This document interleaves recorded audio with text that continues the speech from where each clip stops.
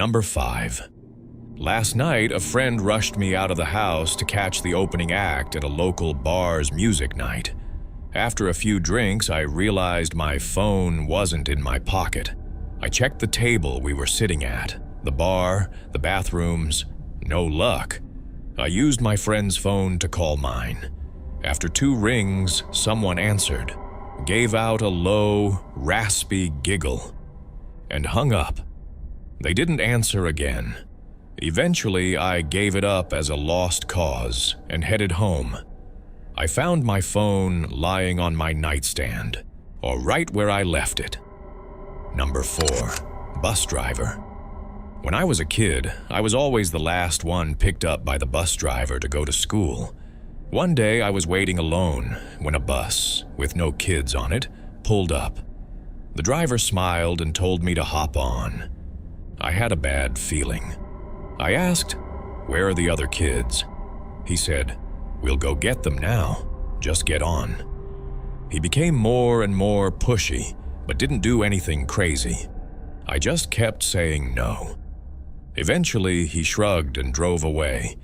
A few minutes later, the real bus pulled up. I went to school and didn't think much of it until I mentioned it to my parents that night. Looking back, they were pretty worried. I remember them scrambling to make a few phone calls. Number 3. The lady next door. A few years back, I rented an apartment from a friend who had recently bought and renovated it. He put it up for sale but couldn't find a buyer, so I offered to rent it in the meantime. After moving in, I realized something was wrong with the lady next door. She was about 45, but looked much older. She stayed up all night listening to Christian radio shows and loudly talking to someone. It got to the point where I couldn't sleep, so I went over and asked her to keep it down. She opened the door and I caught a glimpse inside. Her walls were covered in crosses painted in different colors. Words like Jesus and angels were scribbled everywhere. The windows were painted black, letting no light in. The carpet was old and stained yellow. There was dog filth and cockroaches everywhere, but no dog. I asked her to please keep it down. She just stared at me and shut the door. Then she turned the radio up louder. The next night, my girlfriend was staying over. I woke up in the middle of the night and saw a shadow beside the bed, watching us sleep. At first, I thought I was hallucinating, like I sometimes do when I'm half asleep. Then the shadow started talking. It was my neighbor. She was holding something in her hand.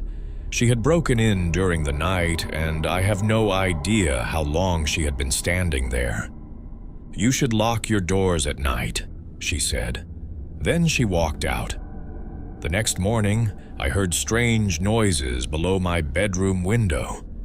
It was her. She was speaking in tongues and holding a plastic bag with her rotting, dead dog inside. It was hot outside, and I could smell death from the bag. At that point, I was terrified. She was clearly very unstable. I went upstairs and knocked on another neighbor's door, asking what was going on. He was just as scared. Apparently, she had broken into his apartment one evening while he was watching TV with his kids. He got up to get a snack and found her standing behind the couch, staring at him, holding a power drill. That's when I realized what she had been holding in my room. I called the cops. They already knew about her. She was a violent schizophrenic who hadn't been taking her medication. But since she owned her apartment, they couldn't force entry or do anything unless she left voluntarily. So, I waited. For 2 days, I sat up waiting for her to run out of cigarettes. At 2 a.m., I heard her leave to walk across the street to the 7-Eleven. I called the police. Within 2 minutes, 3 cars and a special van arrived. They restrained her, put her in the van, and drove off to some institution. In less than a minute, it was like she had never been there. I never saw her again. I still have nightmares about her standing over me while I slept. Number 2. I was about 15 minutes from finishing my night shift at work when there was a massive crash at one of the office windows. Someone had thrown a sizable rock through the front window. What made it worse was that I worked in an industrial district at 11:30 p.m. with none of the other businesses open. I called security and decided to head home. As I left the building, I started freaking myself out more and more. I ran to my car, jumped in, and took off. Almost home, I realized something. I hadn't unlocked my car when I got in. It had been unlocked the whole time. I quickly checked the back seat with my hand, just in case. Nothing. About 30 minutes later, I called a friend who was out drinking. I decided to join him. I grabbed my bicycle and started riding over. It was a nice night, and I was enjoying the moonlight when I heard someone riding behind me. I moved to one side of the road. He passed me slowly. As he rode beside me, he gave me a smile I can only describe as purely insane. I flinched as he continued on. Then I realized he was riding my mom's bike. I sprinted home. Sure enough, her bike was gone, and one of my car doors, the back left one, was open. I had been driving. I had no reason to open that door. Number 1, the payphone. I worked the night shift at a campground from 12 a.m. to 8 a.m. It wasn't bad. I'd bring my PS2 and play games most of the night. I only dealing with 1 or 2 people on busy nights. It was just me in a tiny 8x8 shack surrounded by darkness. My first week, the other third shift guy, who was quitting, told me about a payphone a few feet from the shack. He said it rang every night at exactly 4:17 a.m., just once. Probably an automated test call, he guessed. He had never answered it. For a few months, I never heard it because I kept the windows closed. Then, in mid-August, I started leaving them open.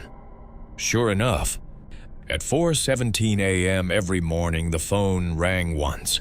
Even the ring sounded creepy, like it had been submerged underwater. One night, I got up the nerve to answer it. I set my alarm for 4:15 and waited by the phone.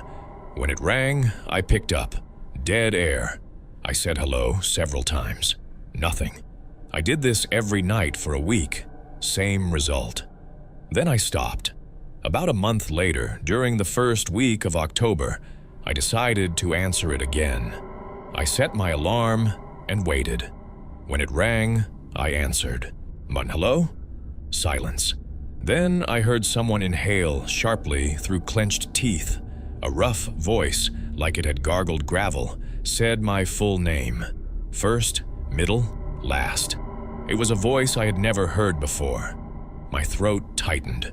I hung up. I put coins into the payphone and dialed *69.